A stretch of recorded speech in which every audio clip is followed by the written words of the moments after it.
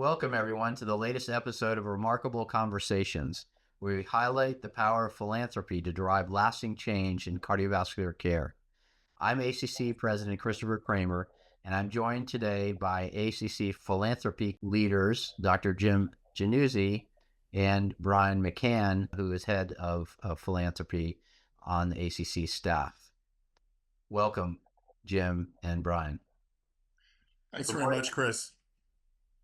Thank For you. more than 75 years, the ACC has been dedicated to empowering leaders, advancing science and innovation, and ensuring access to high-quality cardiovascular care. Yet as heart disease continues to be the leading cause of death worldwide, that mission has never been more urgent. The college is meeting this moment by supporting diverse voices in research, optimizing patient care and outcomes, and investing in the future of our field. And it's philanthropy, the incredible generosity of ACC members, that makes this possible. Through the ACC Foundation, giving doesn't just fund programs, it fuels innovation, fosters equity and patient access, and helps shape the future of cardiology. Let's get started. Jim, the Philanthropy Committee is a newer committee within the ACC. Why don't you tell us a little bit about its history, mission, and key areas of focus? The history of philanthropy at the American College of Cardiology is a long and successful one. It turns out that although the committee itself is a newer committee, there has been a history of giving at the American College of Cardiology, which essentially, although there were campaigns at times for fundraising, was largely organic, through the thanks of the members of the ACC giving back to the college. We recognize in healthcare more broadly, and I'm sure many people who work particularly in health networks and large hospitals recognize the real value and importance of philanthropy. And we, on the ACC board a few years ago, you and I together had numerous discussions about this topic, at which time the decision was made by the board to establish a more concerted committee, development office really, focused on philanthropy. The goal, obviously, is to build a culture of giving, a culture of thanks, a culture of philanthropy at the American College of Cardiology. I often say that we go to college for 4 years and then for 50 subsequent years get letters from the school asking for donations for our thanks. We as cardiologists, it's the other way around. We're specialists for 50 years, and the ACC works every single day for individuals who are in the cardiovascular space. And so really, at the end of the day, we see a real clear synergy between the efforts of building this culture of thanks and giving and all of the efforts that the ACC does. Now, an important point of clarification for people interested in donating is the fact that the American College of Cardiology works to support the clinical mission of the college, whereas the ACC Foundation is the philanthropic or the nonprofit, not philanthropic, the nonprofit arm of the ACC. And that's really where the giving would be directed, because the ACC Foundation focuses on all of the wonderful things we can talk about in terms of programs, impact, and other things that giving can lead to. Right. Brian, do you want to mention some of the examples of new programs or stories of impact as a result of member philanthropic giving to the ACC Foundation? Absolutely. So we have, because of the philanthropic individuals within our community of members, we have been able to launch some really impactful programmatic activities across the ACC. And without these philanthropic donations, these programs otherwise would not be able to happen. And one recent example that I would like to share is from the Thad and Jerry Waits Rural Cardiovascular Fellowship, and that program really funnels up to one of the ACC priorities around building an equitable, healthy world across all fields, but particularly in cardiovascular medicine. And that is a program where we will have a fellow in 4 rural communities across the United States for 1 year. And it is thanks to Dr. Thad Waits that we are able to launch that program. And the program will launch in 2026. And it was because of his $500,000 donation that we are able to successfully implement that program, again focused in a key priority area around health equity, particularly in rural communities. Yeah, another remarkable program is the Sandy Lewis Mid-Career Women's Leadership Institute. I just recorded a podcast discussion with Sandy yesterday about leadership for that remarkable group of mid-career women. I think they're up to 44 or 48 women in the 3 cohorts now that are learning non-clinical competencies and expanding their leadership capabilities through the generous donation from Sandy Lewis and others. So that's terrific. Jim, do you want to mention Yeah, absolutely. And what I hope the viewers are seeing is really 2 important points. The first is that these are efforts that, as Brian McCann noted, you would not have been able to necessarily be created without the support of generous donors. And very importantly, they are directed in areas of priority that the board has identified for us. And this includes, for example, early career, mid-career, or underrepresented individuals, such as the Sandy Lewis Mid-Career Women's Leadership Institute. Brian mentioned our focus on disparities in care that also include the United States of America. Like there are regions in the U.S. where there's under delivery of healthcare. So the Thad Waits Rural Community Health Research Award, the Maddox Foundation donated to assist community health initiatives in New Mexico. Furthermore, international outreach, Hani Najam, Bill Zogby, Jamal Rana, all members of the American College of Cardiology, have been associated with gifts that have been focused on acceleration of support of international efforts, whether research or education. And then lastly, a really wonderful area that was created by Gene Sherman, one of our more senior members of the American College of Cardiology, focused on benevolence, something that we as cardiologists, Chris, when we were early, mid, and maybe even later career, benevolence was not necessarily something that we hoped for or expected. Cardiology can be a difficult specialty at times, but Dr. Sherman's really focusing on the importance of benevolence for supporting younger career individuals in particular through what might be a difficult period in their lives. So for all these reasons, we're really trying to show how a culture of philanthropy at the American College of Cardiology can lead to some really remarkable changes in how leadership can be cultivated, research can be distributed, and healthcare can be improved. Really, at the end of the day, transforming cardiovascular care and improving heart health, just like the priorities of the ACC writ large. Brian, do you want to mention the highly successful gala, 75th gala that was held in Chicago at ACC 25?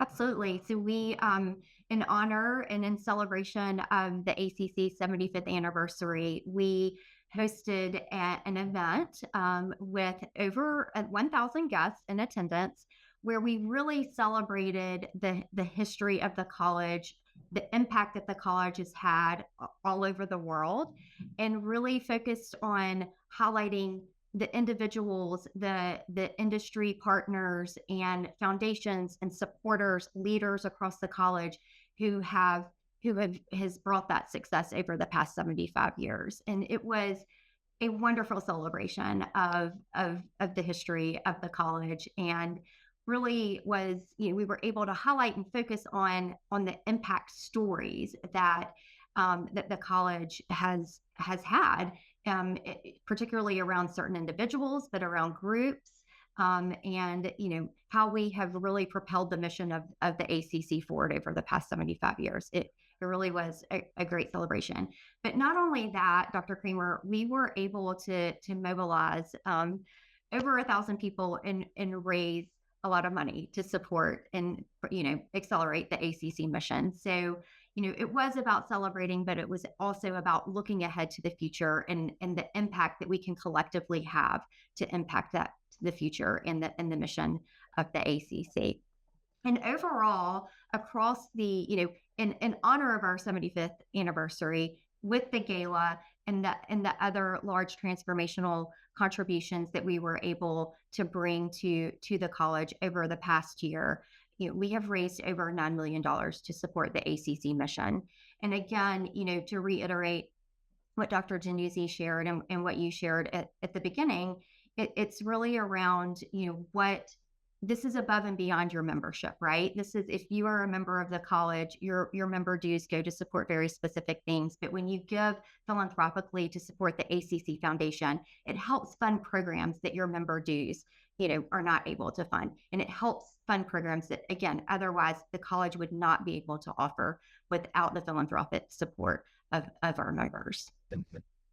Jim, do you want to mention some of the other programs that many of our members may not be aware of that are funded through these philanthropic donations? No, absolutely. And in fact, what Brian said is so important. The 75th Gala allowed us to really give people a sense of where we have been, where we are now, and where we hope to get to. And an example of which is a program that many people know all about, for example, the Emerging Faculty Program, which has been year in and year out a remarkably successful program that has been supported by Philanthropy, actually. And the challenge to expand and continue the Emerging Faculty Program was mentioned, for example, at the gala, because I, for example, am a graduate of the program. It really launched my career as an academic leader at the American College of Cardiology. There are other programs, and really, truly, folks, gifts of any size go to support the ACC Foundation and the programs that we've mentioned earlier, as well as others, including the internal medicine program, clinical trial research program, and a very important and very competitive program focused on increasing underrepresented individuals in clinical research. The Global Heart Attack Treatment Initiative, or GATI, also is supported through Philanthropy. There are many more. I've mentioned a bunch already. Again, the opportunity here is to leave a legacy, right? To help support the college, to continue transforming cardiovascular care and improve heart health for all in an equitable and a broad-based manner. Now, there are other ways to give besides the individual yearly donations that many of us would often do. It's at this time of year now. It's currently at the end of October. The season of giving is arriving soon. There are other ways to potentially donate. We are going to be launching a planned giving effort for people who are thinking about their future legacy, including the possibility of including the American College of Cardiology in their will. Furthermore, Legacy Donor Society establishment is also in play, because really what we really want to try to do is, in some ways, take a page from the playbook of alumni societies from universities and colleges, right? And the opportunity to have a long-term legacy society for grateful donors, valued individuals in the American College of Cardiology, to be able to be together and celebrate the college collectively. To us seems like a really important opportunity not to be missed. And so the sky's the limit. We've really only just begun, and as Brian has said, we've already been really remarkably successful, for which I am extraordinarily grateful. Yeah, the variety of programs supported by the philanthropic efforts is truly remarkable. So you have from domestic rural programs such as the Maddox program and the Thad Waite and Jerry Waite's Rural Community Health Fellowship, focus on community health in the rural United States. And then we have the global program like the Gotti program that you mentioned, where so many second and third world countries are entering data in a NCDR light type registry and putting data together and being able to compare their country's hospitals against another anonymized country, and to improve quality of heart attack care around the world. They just had their first paper from the Gotti registry in JACC Advances earlier this year. So really a great opportunity to grow that program. And every time I go travel internationally to a country, they're excited about adding Gotti hospitals to the registry. So another terrific opportunity. Mhm. So looking ahead, the both of you, how would you define success? What might be some of the biggest opportunities and or challenges in this space? Yeah, maybe I'll take this first, and then I'll see what Brian's perspective is. Really the sky is the limit, right? I mean, how do I define success? I define success as creating an environment, a culture of giving, a culture of thanks at the American College of Cardiology. And that may be challenging if we want to see immediate success in that regard. But we've already seen quite a remarkable response from our membership already. So I feel very optimistic about the future. But probably, when I think about the challenges, they are also opportunities. How do we, for example, grow a culture of philanthropy for all members of the American College of Cardiology? Early career, CV team members, mid-career, later career, emeritus members. How do we connect with other areas of giving within the healthcare system, including, among other things, industry donors? Other societies have substantial support from industry as well as healthcare networks. So these are all areas that we have to think very carefully about. Expanding our planned giving, our legacy societies, really moving from individual donations to a more concerted systematic approach to philanthropy. And we're well off of the starting line now, Chris, but we obviously are extraordinarily grateful to the board for supporting this effort, and really look forward to really trying to achieve these goals. But Brian, I'm curious from the ACC staff perspective, what are the things that you sort of look at as a way to define success, and where the biggest opportunities might be? Yeah, thank you, Dr. Januzzi. I think you were incredibly comprehensive on most of it, but I will add that you know the biggest goal for me as a fundraising professional, and thinking about how we connect our members' passions to things that interest them within the college, and how they can help fulfill needs by giving back through philanthropy. I think about making sure that our members know that they can give back in that way to the ACC, that it can be above and beyond your membership. And look, our members and their memberships, the longtime members that we have, it is membership is the core of the ACC, and that is so important to us. But thinking about above and beyond that, like how you can have a greater impact on the work of the ACC Foundation, and how we fulfill the needs of the college and the needs of across the field. What role can the ACC play in fulfilling those needs, and how can philanthropy help us in fulfilling those needs? And so when I think about success, I think about those things, and really educating our members on their ability to give back in this way. Yeah, I agree entirely. I think that one thing that is so important, so very important, is working to make sure that our members understand that the ACC and the ACC Foundation do so much more than maybe what they recognize, and getting that information out to them will be a real opportunity, I think, so they can see what giving can do for our members and for the patients we serve. And quite frankly, very importantly, given the fact that philanthropy is such a really commonly encountered thing now in modern medicine, I'll finish, Chris, with first of all, gratitude to you for having both of us today, but also to share a story that I learned how to do philanthropy, how to do fundraising from my mentor, Roman DeSanctis. And what Dr. DeSanctis once told me was that he had an acquaintance who he spent many years knowing, caring for, who subsequently made an absolutely massive donation to another medical institution. And when he asked that person why they didn't donate to our institution, the response was, "You never asked."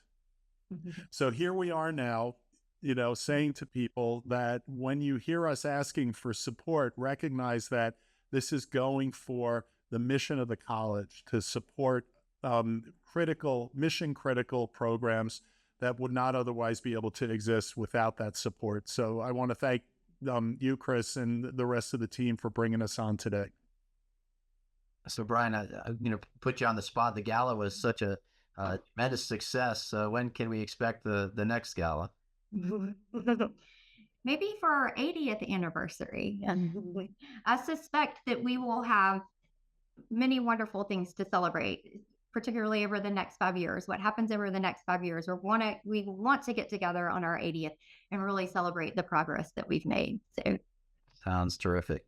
As we wrap up, one thing is clear: philanthropy isn't just about funding. It's about fueling progress, empowering people, and creating lasting change in cardiovascular care. When you give to the ACC Foundation, you're investing in the future of science, leadership, and patients everywhere. So, per tradition, let's raise our glasses to giving back, to fostering the spirit of collaboration, innovation, and care that defines our community. To all who give, lead, and inspire, here's to you and to the future of cardiovascular care. Cheers, and thanks for listening and watching today.